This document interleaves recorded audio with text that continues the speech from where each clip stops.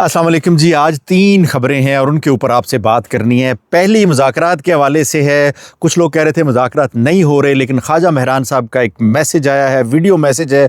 वो अगर आप गौर से सुने तो आपको सारी चीज़ों की समझ आ जाएगी। दूसरी बात कि मुस्तकबिल का जो सेटअप है वो क्या बनने जा रहा है, वो भी एक क्लियर हो चुका है। आज उस हवाले से भी कुछ चीज़ें जो हैं वो सुनने को देखने को मिली हैं।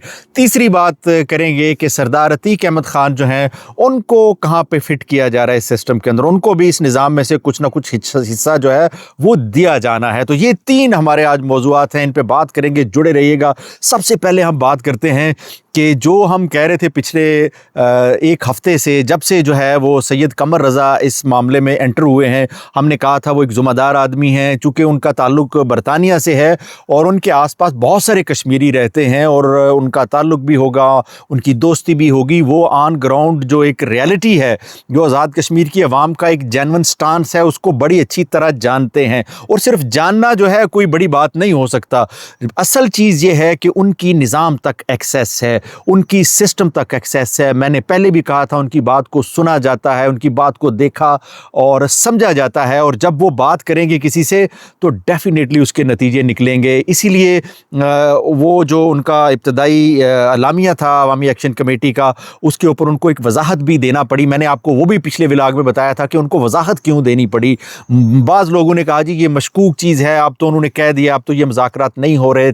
लेकिन चूँकि बाज़ चीज़ों का हमें पता था, हमने आपको पहले भी कहा था कि ये मुज़ाकरात और बातचीत चल रही है। ख्वाजा मेहरान साहब ने आज एक वीडियो पैगाम जारी किया और उसमें उन्होंने एक्सेप्ट किया है कि बातचीत चल रही है। गो कि उन्होंने कहा कि मुज़ाकरात नहीं हो रहे, लेकिन उन्होंने इस चीज़ को एक्सेप्ट किया है जी, बिहाइंड द सीन चीज़ें चल रही हैं। और आम जो कारकुन होता है, जो लोग कमेंट कर रहे थे, चूँकि आपका एक सेंटिमेंट होता है, आपका एक जो है वो दिली वाबस्तगी होती है, जज्बाती वाबस्तगी होती है, तो आप चीज़ों को उस तरह से नहीं सोचते जिस तरह से एक जो जर्नलिस्ट या एक वो बंदा जो दोनों तरफ की बात को सोचने समझने और डीकोड करने की कोशिश करता है, तो उसको चीज़ें ज़रा ज़्यादा आसानी से समझ आती हैं। तो हमने पहले भी कहा था और ख्वाजा मेहरान साहब ने आज हमारी उस बात पे जो है तस्दीक की मोहर सब्त की है कि बातचीत चल रही है और उसमें बहुत सारे और लोग भी शामिल हैं। सिर्फ जो है वो सैयद कमर रज़ा साहब नहीं है, बहुत सारे और लोग भी हैं जो इसके अंदर इंगेज हैं। और अगर आप थोड़ा सा ख्वाजा साहब की बात को, ख्वाजा मेहरान साहब की बात को अगर आप थोड़ा सा गौर से देखें, समझें, तो आपको पता चल जाएगा।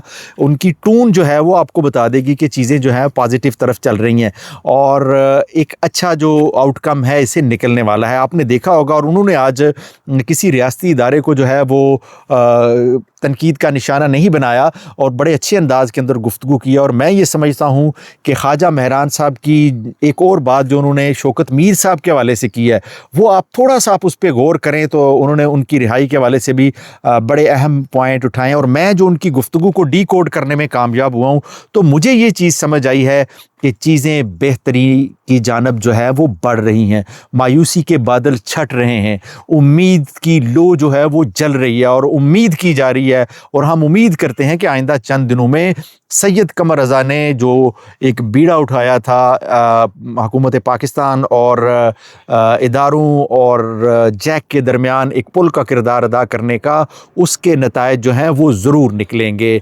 दूसरी बात कर लेते हैं जी कि आज़ाद कश्मीर के अंदर जो बिलावल भुट्टो जरदारी साहब वहाँ मौजूद हैं, कल नवाज शरीफ साहब मौजूद थे।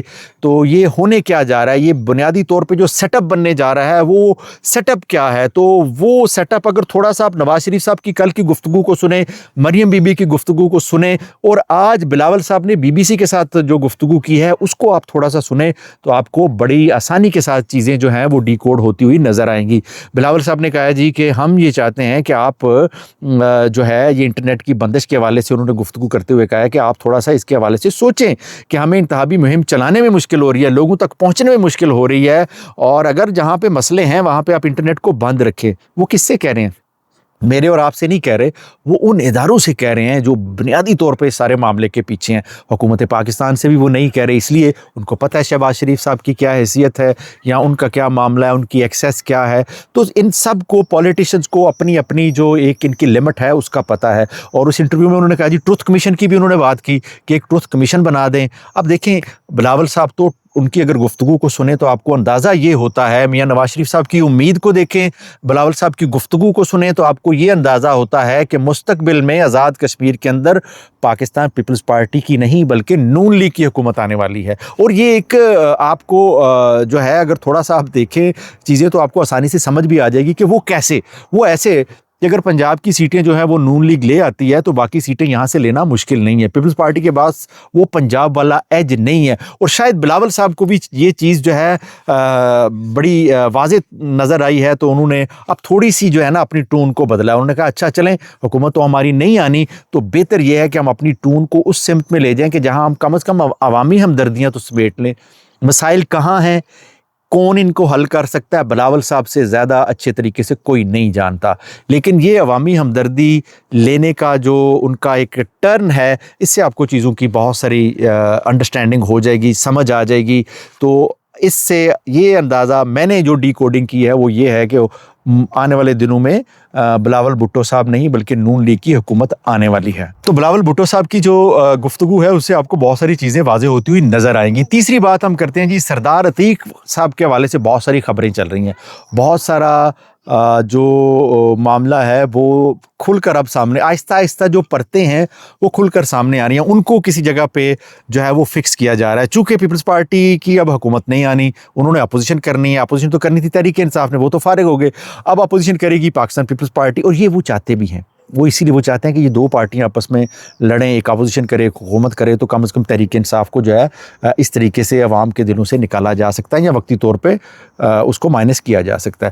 تو اب سردار عتیق صاحب بچ جاتے ہیں اور استحکام پاکستان پارٹی جو ہے وہ بچ جاتی ہے، وہ بھی کچھ لے کے آئیں گے، ان کو بھی کچھ ملے گا، وہ بھی اس نظام کا حصہ ہیں، ان کو بھی کچھ ملے گا، اور ہو سکتا ہے کچھ وزارتیں مل جائے، لیکن سردار عتیق صاحب کو ریاست میں ایک اہم ذمہ داری سونپی جائے گی، یہ میں آج آپ کو خبر دے رہا ہوں۔ اور اسی کی خبر کے ساتھ میں آپ سے اجازت چاہوں گا، انشاءاللہ ایک نئے ولاگ میں دوبارہ آپ کی خدمت میں حاضر ہوں گے، تب تک کے لیے اجازت دیجیے، اللہ حافظ۔